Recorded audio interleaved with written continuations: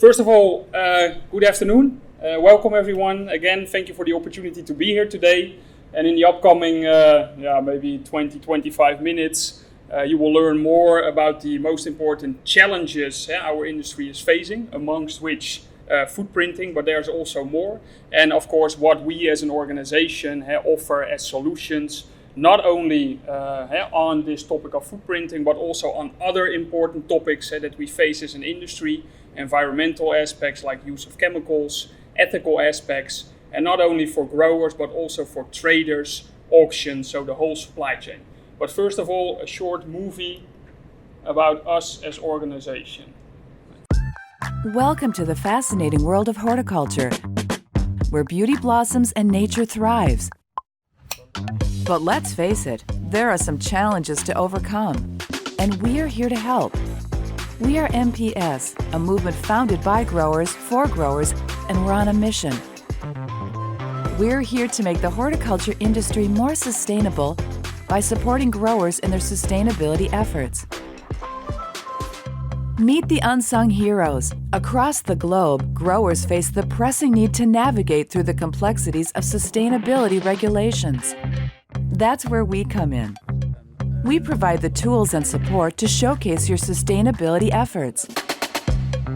But it's about more than just certificates.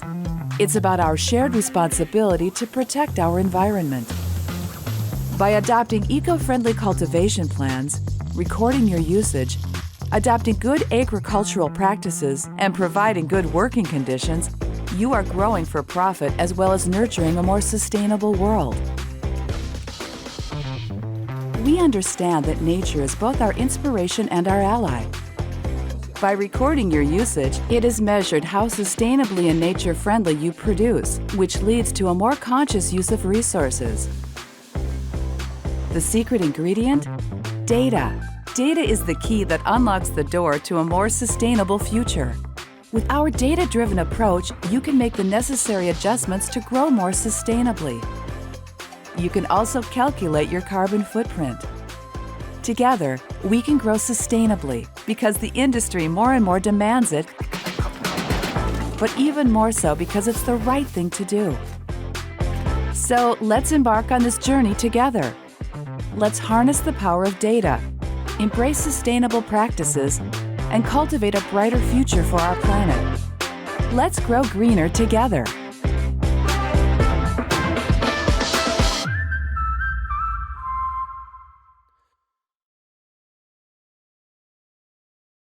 So there we are, a short introduction about what we do worldwide. We were founded almost 30 years ago with the idea for growers, by growers, because of negative publicity that was already there in the Netherlands on the use of crop protection agents. Now, as an industry, we have made a lot of progress on this topic since then, but the current climate, which we are all facing, with more scrutiny on usage of chemicals, but also discussions, do we even need to buy flowers? It shows that this must happen faster, and only then we will be able to be future-proof. Now, from a small organization which started in the Netherlands for growers and by growers, we are now the largest sustainability certification in the world. We're active in over 60 countries and have a unique position to help growers and stakeholders in the industry with solutions related to environment, best practices, but also ethical aspects. These solutions are based on core principles, certification, the statical pillar where you see the examples here, MPS ABC, MPS GAP, MPS Socially Qualified, but also on data and now more what you see on the right side, the HortiFootprint Calculator. Now, for our biggest certificate, MPS ABC, we work with over 3,000 growers worldwide, and as you just heard, it's a data-driven system. Now, communication in the supply chain is vital, and it takes place, what you see on the left side, through the MPS logo. Through the unique number that you get as a grower, the supply chain, but also you, of course, are able to see what the level of sustainability is that you have achieved. On the right side, you see an example of the qualification that a grower can achieve for MPS ABC. So that's our benchmarking system, where growers are measured based on the usage of crop protection agents, fertilizer, energy, water, and recycling principles. So that's a system, and I've heard it already a couple of times, which compares apples to apples. And we work with over 3,000 growers worldwide who send us their data on a period basis, on a monthly basis, and where we compare them through that benchmarking 4 times a year. We are also proud to be part of FSI. FSI started 10 years ago. Now, Tim was at a Union Flourish meeting where the FSI started presenting. I was there too. It was also the start of his journey at AIPH 10 years ago. So it was funny that Jeroen Oudhuizen van FSI was there, I was there, Tim was there. 10 years later, you see that FSI has grown. They have an important position in our industry. And we are very honored that we are in all the baskets of FSI, being the environmental basket, being the best practices basket, but also the ethical basket, and working hard, as Albert also said, on the upcoming new basket for footprinting. Now what we see over here, and that's what I also mentioned, that more and more we see questions coming up in relation to the sustainability of the beautiful flowers and plants that we grow on a daily basis. Especially during the days that we celebrate our loved ones, Valentine's Day, Mother's Day, a lot of negative publicity comes out. And as an example, what you see over here is the yearly Ökotest in Germany. It comes out just before Valentine. All the retailers in Germany are really nervous about it. Now, what happened this year? Fleurop, it's one of the biggest flower shop organizations in the world, and also a big e-retailer, as you can say. They were the headline of the report that came out. And what it says over here is that you buy a bouquet of roses for your loved one for 28 euros, but you're also sending 21 residues of chemicals. So that's something which you do not want to see as an industry. Now, as part of our mission to help the growers, we've also worked together with the BGI, which is the German Trader Association. We work together with Fairtrade to also give a reaction to this, because the bad news that comes out is not always something that we want to see as an industry. But it is a clear example, and we've seen the results, and we could say to a part it was not correct, but another part was true. So it does show that as an industry we need to make more steps, not only on footprinting, but also on the reduction of usage of chemicals. Also in our own country, we face this. On the left is a comedian, which I normally like him because he made a really nice movie when Trump became president. He said that after the US, we were the second best country in the world, and not only the second agricultural exporter. But he also did a piece about flowers, and he pretty much said that you buy a bouquet of flowers and after 2 days it smells like vomit. And that was not a message that we would like to see, of course, on Dutch television with about 2 million viewers. But also we see image problems with immigrant labor. There have been examples about that.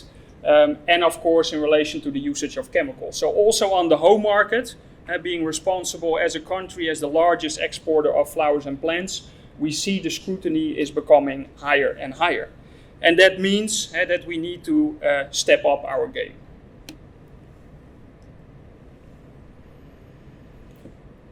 It does not stop with news on our industry. We also see the legislation, and Albert has given some examples of the legislation that has been coming out. We see 3 key figures. We see, of course, the Paris Agreement, which helps us to work towards not reaching the 1.5 degrees heating of the Earth, connected directly to the emission of carbon. But we also see the European Green Deal, which is forcing growers to reduce their usage of chemicals until 2030 with 50%. And that's a huge task ahead. Some growers have said we've already reached that, so we have the data to help growers show that. But other growers still have a huge road ahead, and we can help them with our tooling for that. The middle one, the Corporate Sustainability Reporting Directive, is one of the most important ones, which will have a huge impact on our industry in the upcoming years. starting 2025, traders, growers will not only have to start disclosing their financial accountability as they already do, but they also have to start disclosing their efforts on sustainability, environmental, ethical, but also footprinting. So that means that besides getting already hammered a lot of times with negative publicity, increased legislation is coming. So the field for growers is not one of beautiful flowers. It's also sometimes one which will be a rocky road. But I think we are a very resilient industry, and by that we will also survive and be there. Greenwashing is also a very important topic. By helping our grower partners with factual and validated information, we prevent greenwashing, and we can ensure that claims are being made that are actually telling the real story. And it's also one of the things where, and that you already saw in the past presentation, where already legislation has been passed recently also.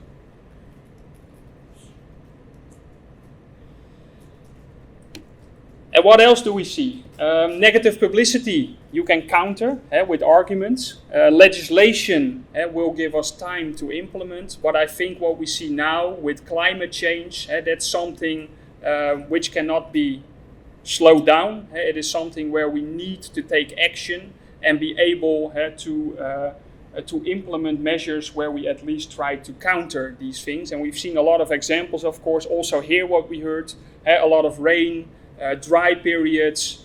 We've seen a recent storm, for example, in Libya, a very strong storm. So those are examples of the climate changes and things that we are facing. And how should we do that as an industry? We do that together worldwide by reducing not only the footprint on a personal level, but also the footprint as an industry. And I'm very happy to see that sustainability and reducing footprint has been a vital and element of all the information that we saw yesterday through the expo presentations, because it shows that we are on the right path, but we still have a lot of work to do. Now, Mr. Albert has just introduced to you very thoroughly the Flory PEFCR. Very interesting to learn more about that. It's something where after 20 plus years at MPS, I say you never stop learning. Even with our core product, MPS ABC, I still learn a lot. But since the start, 2018, we've been a vital part of the technical working group, and we have introduced our own footprinting tool, which is the Horti Footprint Calculator. Now, and our goal is to make something very complex, to make it very easy for growers. So the Horti Footprint Calculator is a partnership between MPS and also Let's Grow. That's our tooling partner for dashboards and also AI and information connected to that. And we offer growers, traders, auctions, a tool which does not only offer a grower-friendly experience, but also offers insights and a look towards the future. And through the MPS ABC certification, the registration tool, it offers already an opportunity for customers that work with it, that 60 to 80% of the information that is registered in our system can already be used for the calculation of your footprint. And I will show you some more information on that. Now, the PEF is a life cycle assessment, and as part of our mission for growers and by growers, of course, we are primarily focused on the first 3 phases of the horticultural life cycle. So that's raw material acquisition, cultivation, and distribution. However, as we are also active in other parts of the supply chain, we actively work with certification for traders. We also have a certificate for auctions. So that helps us to also help them gaining valuable insights in relation to the footprint of the whole supply chain. And then we come back to the cookbook. The recipe is already there. And now we start working to help growers gather the specific ingredients, amounts, put that in our big blender, and then as you get a smoothie, you will get a calculated footprint. But it is not only about carbon. That's something where everyone now is talking about because of the climate changes. We also see other impact categories which are important. Biodiversity, ecotoxicity. So those are water, ozone. So we have those 16 impact categories in total.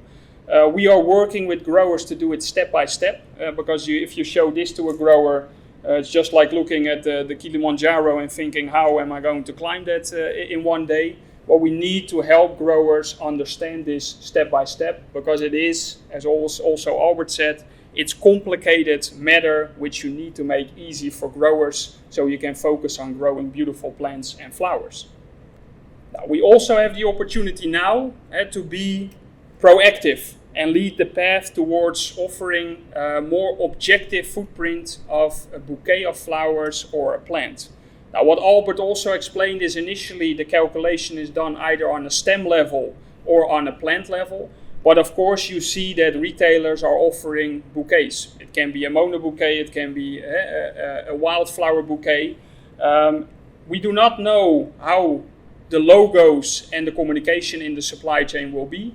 But you can imagine that you will have a bouquet of flowers which is comparable to a Tesla. And not saying a Tesla is so environmentally friendly if you look at everything that is being used for that. But the perception of the consumer is that is better for the environment. On the other hand, you have the big SUV, which might be a bouquet of flowers with a heavier footprint. So that the system which will come on a European level, and I also hope that they will take that step of doing that. In Europe, we have the system which is called Nutri-Score, so you can see based on food what is between in a category of certain products, how does it go from A to F, for example. I strongly applaud if the EU also puts a system in place to prevent that retailers, because we also know all how retailers are, if they can make a distinction in something and they do it with certificates also, they will go for it. A unified communication through the supply chain is something that we as an industry should make ourselves really hard for. Now, then a very short demonstration about the OrtiFootprint calculator, where it's essential, and it was a very good question, is how do you gather the data? How do you know that you have all the data? Because that's also something. If I ask you, okay, what fertilizer do you use? You might say, okay, I use this, but is it everything that you're actually using? Are you registering all the information? And that's why we strongly believe in the system that we already have, MPS ABC, registering the data, auditing the data, and in that sense being able to have a transparent and trustable information to calculate the footprint. This is an example of our online registration tool. It always starts with gathering specific information from you as a grower. Where are you located? What are you doing? What is the average temperature? What is the organic matter of the soil? It's all essential information to determine how we will categorize you as a company and benchmark you not only towards a footprint, but also on the parameters of chemicals and fertilizers. So here we also can register what type of crops you have. So this, for example, is a bulb grower. He's trying to register the amaryllis in the system. And in the end, you can go as detailed as you want. We have growers who register it on a high level. So they have, for example, only one crop. I also know American growers which maybe have 4,000 or 5,000 crops. So that's something where you have to find a good balance with either specific registration or crop groups. And you can even go as detailed as, okay, I want to register a bay, I want to register a greenhouse. All with the idea is the more specific and the more trustable the information is, the better it also will help to calculate your footprint. Now then you can register the usage of your crop protection agents. Now we have the largest database in the world, also in relation to registered crop protection agents. We validate also the crop protection agents and fertilizers that growers send to us. We check the labels, so we have a transparent system for that also, and they are registered in our database. And as a grower, you can then opt for specific products and register what you have used. You can do it as specific as you want. You can do it on a daily basis, you can do it on an accumulated basis, per period or per week. It's something which you as a grower can also determine. How do we give the feedback to you as a grower? Now we have, when I came to MPS first time, I think it was 2006, I came into a small room and there were all kinds of boxes, and then we were still sending the qualifications to all the growers by paper. Now that was a huge task because, you know, we were then maybe in 20, 30 countries. Now, I remember that someone was complaining to me and said, yeah, I'm in Costa Rica. I never get the qualification. Nah, because they don't have addresses there. Because there it's okay, you're located on the right side of the gasoline station in the greenhouse. Yeah, how does the mailman know where to give it? So, and nowadays it's all digital.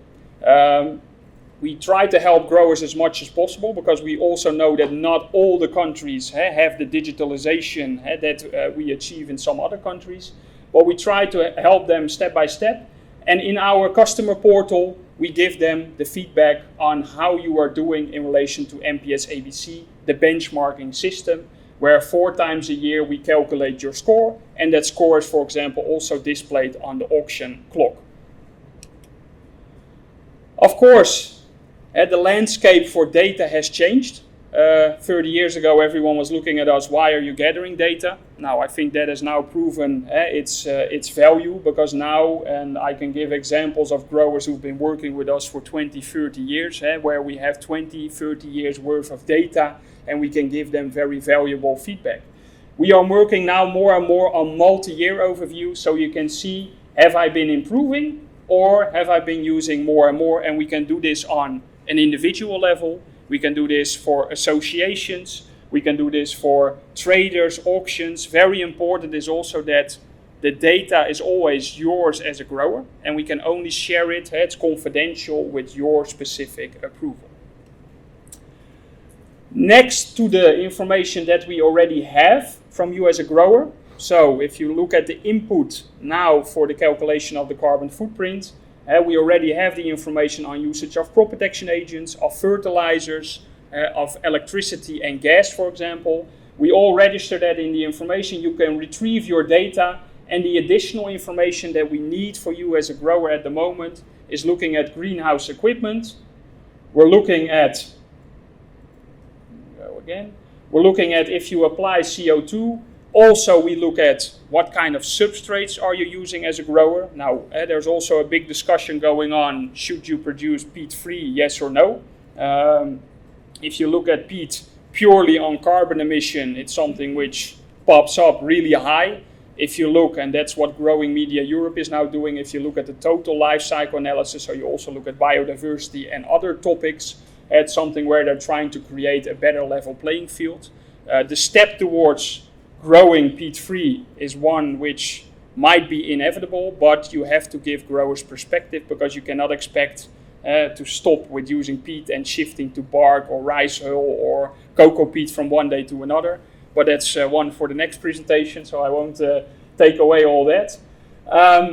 Very important also is that we look at transport. So growers have to register, are you transporting by air, are you transporting by truck, are you transporting by boat? And that's also a whole topic, because of course transport by air versus transport by ship is something where specifically African growers are looking towards more and more. Although with coming up of sustainable air fuel, I also see that level playing field changing in the future. And then finally, very elemental in calculating the footprint by stem or by pot, we will ask the growers not only to register the amounts, of course, what they are using, but also what they have produced or sold in relation to the crops that they are growing. In the end, what comes out is also a digital dashboard. Now, this is one of the examples. Albert also mentioned that several crops were used as an example. Now, here you see, for example, a demo where you can see chrysanthemum, you see gerbera, you see rose. The red bar on the right side is always the total footprint. And then below, we will give you feedback on a specific level per impact category. So what you see over here, for example, is substrate. And this is per square meter. We can calculate the footprint on a company level. We can do it per square meter or indeed per stem. So on the left side, you will always see how much have you used. Now, we do it in kilograms. In US and Canada, you could do it by pounds. We have converted that system also in our in ABC. And on the right side, you will always see the impact of the production of CO2 in kilograms of CO2 equivalent. Here you see it a little bit more in detail based on fertilizers. So we know based on the fertilizer that a grower registers, we can see how much nitrogen, phosphorus and NPK is in there. We extract that from the amount of fertilizer that is registered and we translate it here into totals. Now this is also per square meter. We know exactly then what is used, and that's also what it comes down to, that because of the validated and audited system, we know that the grower is registering everything that we need for the calculation of the footprint. And with other footprint systems out there, they do not have that validation step. So that comes also back to the requirement of FSI in the future. You need to have a validated and audited system. Now this was an example which supports what Albert also said, the product footprint of a rose. Now you can see what are the biggest 3 categories of a footprint of a rose. You see the cultivation part, the transport from the farm to the next step in the supply chain, that's important. That's the green one. And then also consumer packaging. Packaging is also a topic, especially in the EU, where there's a lot of discussion. In Europe, there's now a packaging coalition, which is with the Greenport, where they're now looking at solutions. What are we doing on packaging? Is it cardboard? Is it better solutions? How are we using plastic? So you also see that in the footprint calculation, packaging is an important theme. Now I said besides the calculation of the footprint, giving insights and working towards improvements, we want to give growers an insight before you start investing, before you start spending money on improvements. We give a scenario tool through which a grower can simulate what if I change, for example, from natural gas, if I change to, for example, the WKK, or if I change to a boiler, or if I go towards green electricity. What is the impact on your footprint before you start investing? We can do that for every type. So here you see, of course, the category of the energy. This is, for example, the category of packaging you see. So over here we can, for each of the different categories, a grower can say, and I come back to substrates again, what if I change peat towards coir? What if I change, for example, peat towards rice hulls? We can help growers already know what the positive or negative impact on your calculated footprint is before you actually start spending money. Now coming back, footprinting is an important topic. For some areas in the world, we already see it's becoming very important. At the EU, we also see discussions coming up in North America. Most of the big retailers there are already working with net zero targets. You have retailers like Walmart who already say we have a project Gigaton and we want to remove a gigaton of CO2 from our supply chain until 2025. But here also, you see developments coming. It will not all go as fast as what we are doing and facing in Europe because of legislation. But it's also important to not forget that footprinting is only one part of the equation that we're facing as growers. We see the best practices, we see the ethical parameters which are important for retailers, but also specifically the use of crop protection agents and worker circumstances. So it's also something where we want to tell associations, tell growers, to not only have that carbon tunnel vision that you see happening now, but keep the level playing field wider and focus on things step by step. Now, and we are here as an organization, have been for the past 30 years, and as the leader worldwide in the floricultural industry on sustainability, we'll be here for hopefully the next 30 and maybe even longer years to help you step by step improving. Thank you very much.